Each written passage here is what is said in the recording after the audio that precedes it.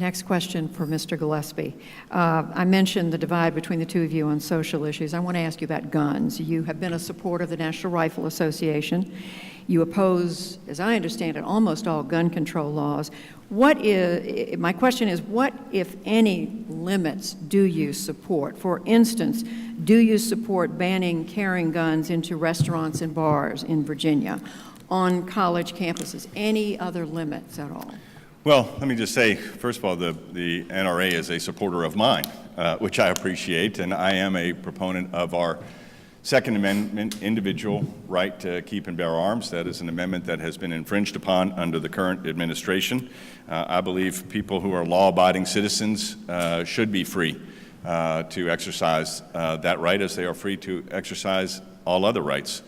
You talked about, if you look at the data, there was just a study that came out earlier this week that showed a correlation between the states that have adopted concealed carry laws and their crime and violent crimes, gun crimes coming down is the correlation. And so I think the science suggests that allowing for people to exercise that Second Amendment right has resulted in less violent criminal activity.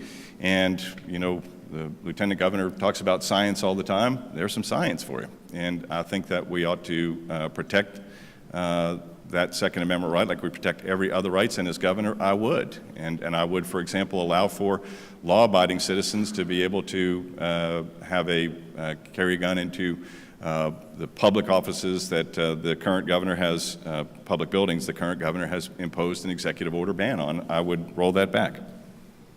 Mr. Northam. Well, thank you, Judy. And a clear distinction between Mr. Gillespie. Mr. Gillespie has an A rating from the NRA. Ralph Northam has an F rating, and I am very proud of my F rating. I would also